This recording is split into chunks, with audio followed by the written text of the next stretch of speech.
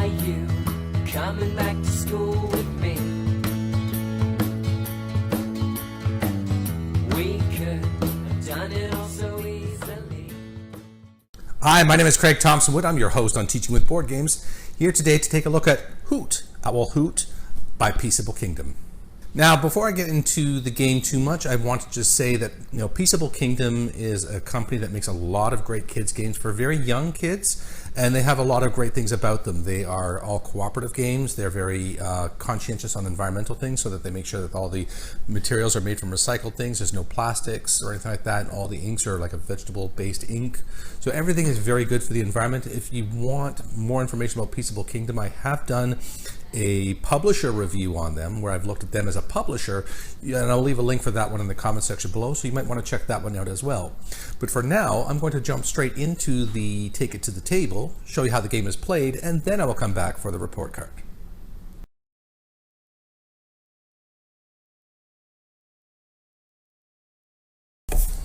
So in Hoot Owl Hoot, this is what you're getting in the box. You always get these kinds of paper baggies as opposed to plastic with Peacable Kingdom games. And you get a nice board, and that's that. Okay, so put that aside. This is the board here that you're playing with. So you have the different components of the board. So you see there's a lot of colored circles here. So there's no reading in the game. I guess the only reading would be the start words, and then 1, 2, 3, 4, 5, 6, you're identifying the numbers. And then you have a track here. So you're starting here with the sun track, where you're trying to go from, you're starting in the nighttime, you're trying to get all the owls back into the nest before the sun comes up. And the sun comes up when it reaches the last on the track here. Now, this is where all the components are kept. Now, one thing I suggest, and I always try to make sure I talk to my students, my children about when they were younger, is you see how I pour it out and they all come out like that. I'm very careful about putting things away properly like that, so that way when I go to play, this setup is much easier.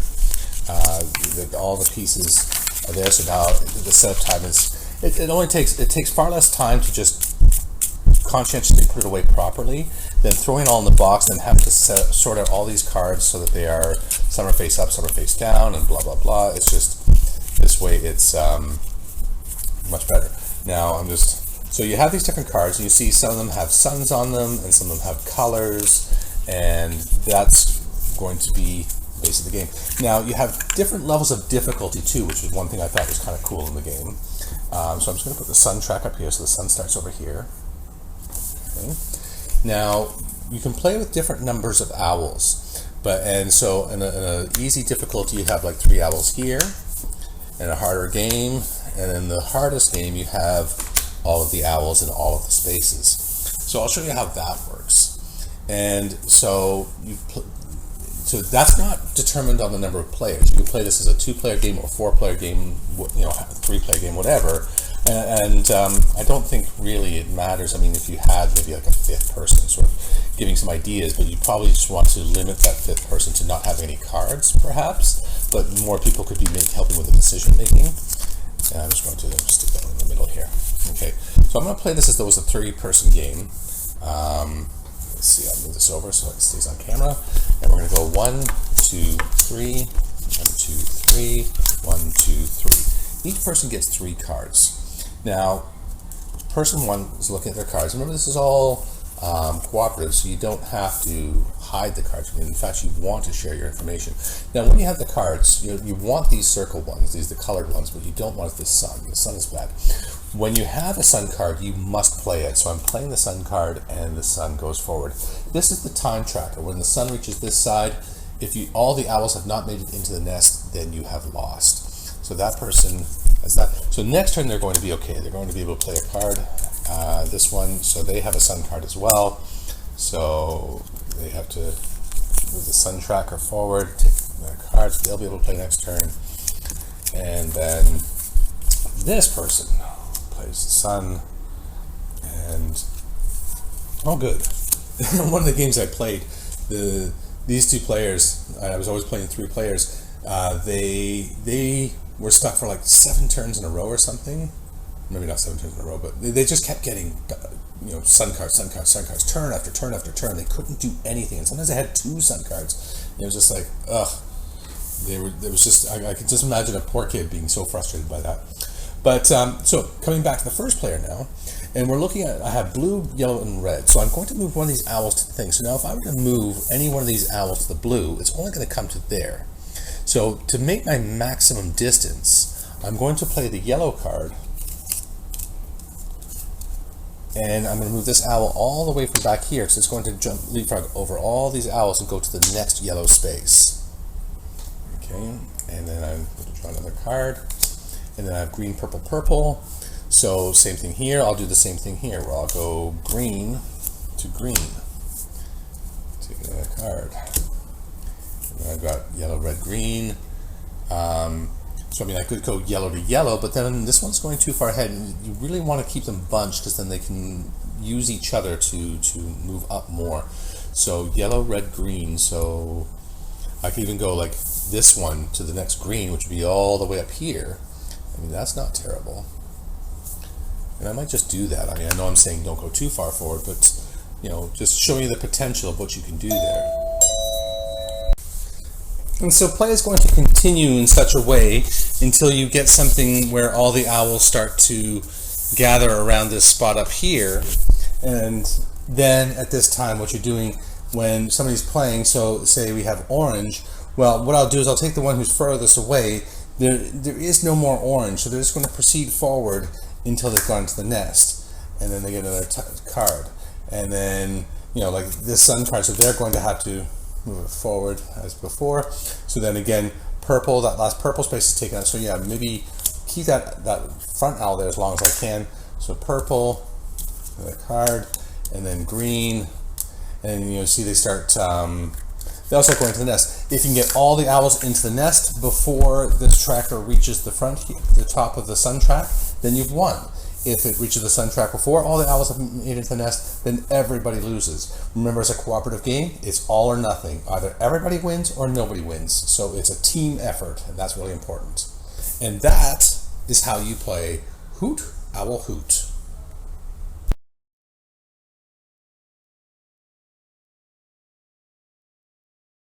So looking at the report card for Hoot Owl Hoot, I'm going to give the number of players a B plus. A B plus because it plays between 2 to 4 players, but being the fact that it is a cooperative game, it's really, I mean, if you go beyond 4, I mean, you just have 4 sets of cards, and people could be on, you know, help just still contributing to the discussion and the ideas and the planning, or you can even play as one player, because in any cooperative game you can always play it solo.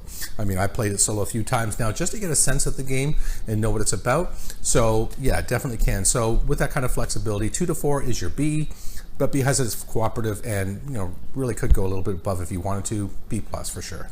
For learning for Hoot Owl Hoot, I'm going to give it a B plus. I think once you start getting into cooperative games, particularly what's interesting, like with anything that Peaceful Kingdom does, is they're all cooperative games, and they're all for young kids. And this is just such a great way to teach these young kids these kinds of skills that you will learn through the play of cooperative games. All that collaboration, communication, the working together, the teamwork, the strategizing and such, and just it's just so many great skills through a combination through the play of a cooperative game. And so that's a huge part of it right there. In the game, there is no reading, there is no math. It's all just color identification and strategy. So you're thinking about how best to accomplish your goals in the game, as you saw with the owls. So trying to, you know, do those things where you're looking at the colors and leapfrogging the ones that you can. Don't leave any too far behind, so that you can always use them to just, you know, slingshot the other ones forward. But because it's so simple, I mean, it's for those younger kids, but it is also lacking in any kind of reading or any of those other primary identification curricular kind of skills. But again, you know, it reminds me a lot of Candyland with, you know, because in Candyland you're just using the spinner and moving to that next color. In this one, I like the fact that you have the ability to strategize. So that's one way. Like if somebody says, "Oh, I like Candyland," I would be pointing to this game now and saying, "Hey, have you heard of this one? Because it's way better." You use the same idea for movement, and you know, you don't have to worry about color, you know, counting in dice and things like that. It's just straight color identification. You know, learning names of colors as well. You can be reviewing that. but it's the fact that you can strategize, and it's not just spin and I go where I'm told.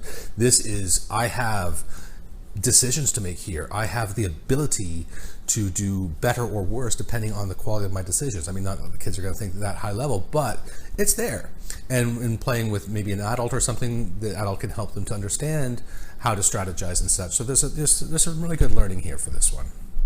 For fun for Hoot Owl Hoot, I'm going to give it a B. I think there's a lot of, it's a fun game, and you know, anything like, again, what I think with the cooperative games is going to increase the fun, because you are getting away from that idea that kids could be losing the game and getting upset because they're losing. So I think that plays a big part of it. However, I did find that whenever I played, I always played as a 3-player game. You know, it was just an easy way for me to set up. And I found sometimes turn after turn after turn, I had to play a sun card, had to play a sun card, had to play a sun card for particular decks. And it was like, you know, maybe 7 or 8 turns in a row that this one player was like getting sun. I mean, that kind of thing, you have no control over that. That you can't just say, well, I'll play with less sun cards, because that upsets the balance of the game. But it's just, there's that possibility when you have 3 cards in your hand and you are just keep drawing sun cards. I mean, you have to play them, particularly when you have 2 sun cards in your hand. You're like, ugh, I know for the next 2 turns I'm not going to be able to do anything. It was, I could imagine, especially for very young kids, just being really frustrating. So I wasn't crazy about that part of it, but overall I think that when you're looking at it as a team effort and everybody's working together, and you can still be contributing in meaningful, fun ways, even though you are putting down sun cards. But when other people's turns, you can still be discussing and helping them to make good decisions with the cards that they are playing.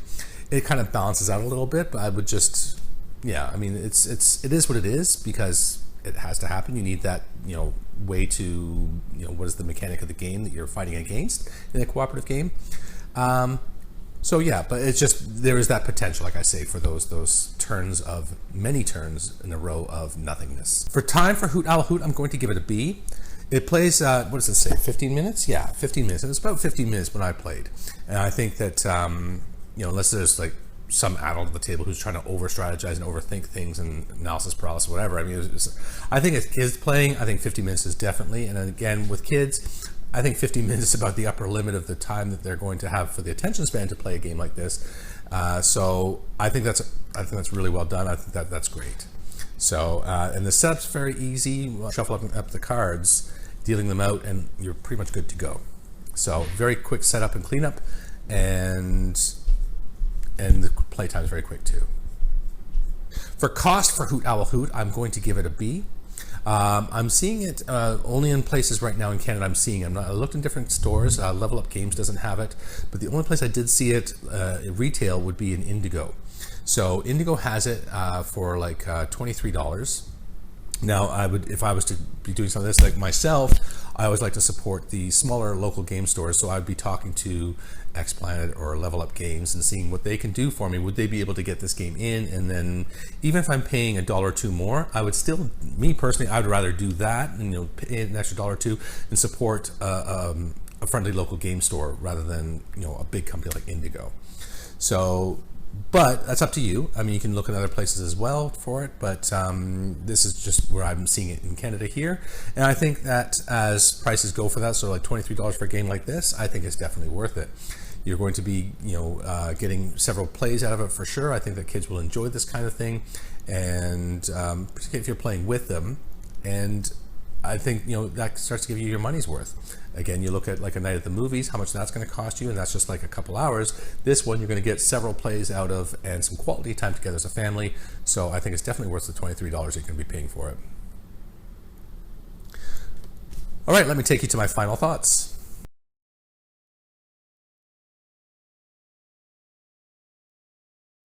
So Peacable Kingdom has really done it again. I mean, like, I love every game that I've seen with them so far. I mean, this game is good. It's got a lot of great things in there, and I love the idea of the strategy. This is an interesting strategy as you play it through and seeing, you know, carefully examining, okay, which color am I playing, and seeing sometimes you can really just leap those owls far forward and really help you to achieve your objectives. So I thought that was a very interesting mechanic in the game. Like I said, not so, I mean, I understand the sun mechanic and why the sun mechanic has to be like that, but just like I said, the one thing I don't like is just that potential for the sun to just come up over and over and over again, and it just really kind of sours one player. They're constantly just getting the sun. I think that for young kids, it's going to be great. Like I referenced it to Candyland. I think this is definitely a step up from Candyland with the same kinds of ideas. So if you like Candyland, try and push them in this direction so that, it's a game which is going to develop them more. They're going to be getting more from it than from Candyland, because it's not just color identification. There's all the strategies and all those cooperative skills in there as well.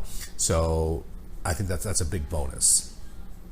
So definitely a thumbs up from me. Like I said, Peacable Kingdom games. If this sounds good to you, go check out my other video where I review them as a publisher. Look at the other videos I've done with Peacable Kingdom games, because they're just wonderful with all the games that they're doing and how they make them, and that they are all cooperative games for young kids. Well, that's going to wrap it up for today's episode. Until next time, I'm your host, Craig Thompson Wood, saying thanks for coming to the classroom. Are you coming back to school?